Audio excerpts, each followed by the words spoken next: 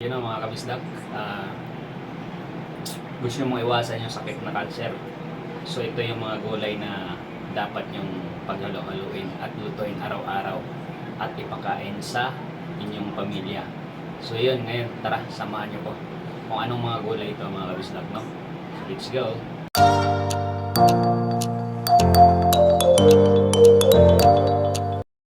Mga kabisdak, maglaswa tayo.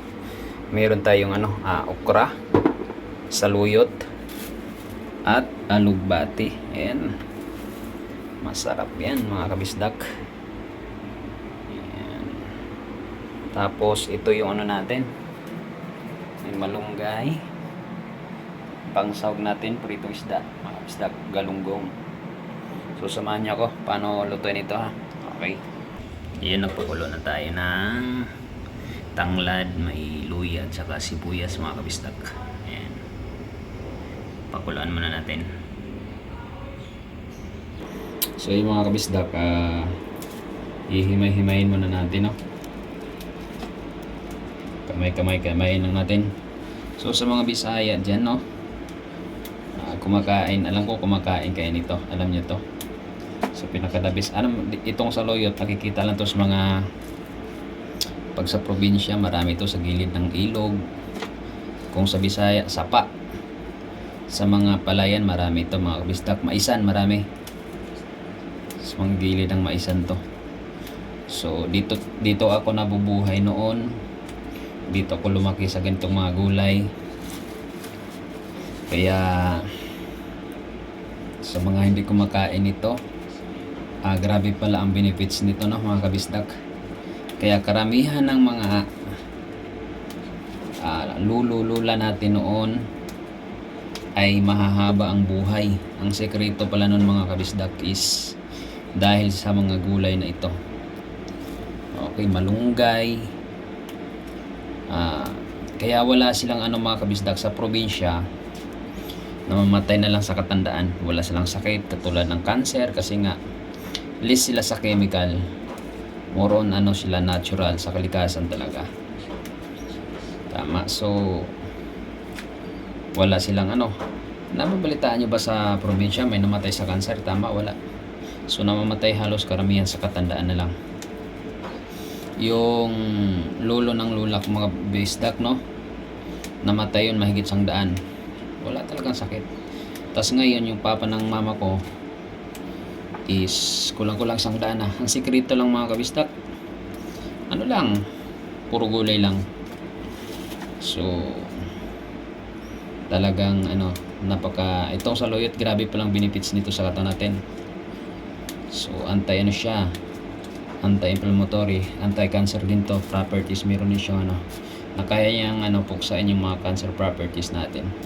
So hindi dadami. Lahat naman ng tao mayroong cancer cells. So yung iba nga lang is yung nandito sa Manila, kumakain ng kung ano-ano, mga processed food, kaya nagtitrigger at dumami yung cancer. Kaya yung iba nagkakaroon ng cancer, ganyan. Tapos more on pa ngayon, yung MSG, tama, yung mga magic sarap. So yun, talagang maraming may sakit ito. Tapos mga soft drinks, ay kumain ng walang soft drinks, mga bata pa lang may mga sakit na sa kidney. So, yun, ito ang pinaka-the best. Kala nyo ba dito sa alugbate? Alam nyo ba napakarami din ng benefits nito mga kabisdak? So, sa mga bata dyan na hindi kumakain ng ganito, naku po, kumain na kayo ng ganito. Kung ayaw yung magkasakit. Gulay lang halos araw-araw. Huwag kayo magkarne. Walang magawa ng magandang may dulot yan sa katawan ng karne mga kabisdak. Lalo na mga processed food, hotdogs, mga na yan, mga tawag nito, yung mga noodles. Naku po, yun yung ba alam na unti-unti pinapatay yung katawan nyo dyan.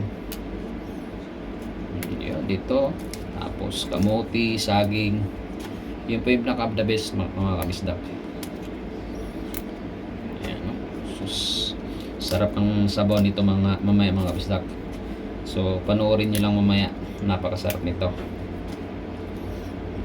Tapos ayan, Balik natin yung mga ano, mga matatanda sa probinsya. So walang namamatay talaga sa sakit na cancer dahil dito sa mga gulay na ito. Lalo na yung ano, lalo na yung malunggay, tanglad, pinagsasama-sama yun. So yun, hindi mawawala pag nagsasabaw tayo mga kabisdak, hindi mawawala. So ako na Panginoon, healthy tayo, tama?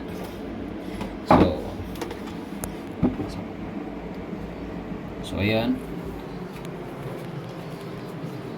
So ito na yung ano natin, gulay.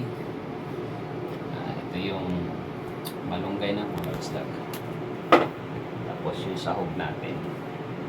So mamaya healthy yan. Mamaya panoorin nyo. Simple lang paano luto. So lang. So yun ang mga kabisdak, iwan na natin tong ano, ating okra para malapot. So yan na, malapit na makulo. So mamaya lang, takpan mo natin. So yun, ito na, ilalagay natin yung bati at saluyot. Bango. Para malapot siya. Sino ang kabisdak? Kumakain ba kayo nito? Nakakasarap nitong gulay na to.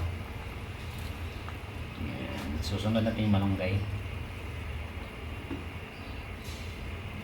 So yan mga kabisdak, lalagyan natin itong ano, halo natin itong ano, yan. So mamaya ilalagay natin yung ano, yung malunggay. So yun mga kabisdak, lalagyan na natin yung malunggay. Oh, yan yung malunggay natin, lalagyan natin.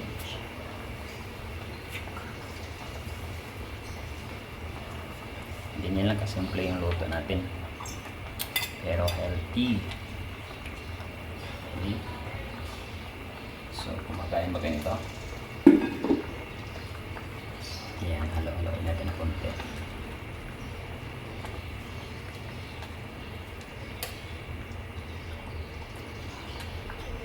Yan, isdak. Dikit. Titiplahan natin.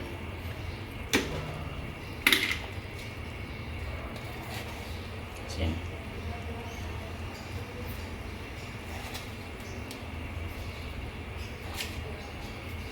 Ayan. Ang palasa.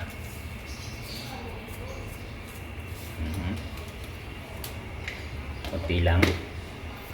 So yan, halo-haloin natin. So mamaya hanguin na yan. Ano na kasimple. Mabistak na. So pako ano natin mga 1 minuto. So yun mga kabisdak, ito na yung ano natin, laswa kung sa Bisaya, no? So titikman na natin kung anong lasa nito mga kabisdak. Yan, mainit, sarap. Kaya maaari ano, yung mga anak nyo, ito papakain nyo lagi gulay, huwag yung puro ano, hotdog sa umaga, nakabika din. Sarap mga kabisdak. So yun, mamaya kakain na tayo ng kanin, no? So yun, kung gusto mo ito yung ginawa kong video ng mga kabisdak, kung saan kalimutan i-subscribe ng ating munting channel, no? So yun, maraming salamat sa walang sawang suporta kay Bisaya. So yun lang, God bless.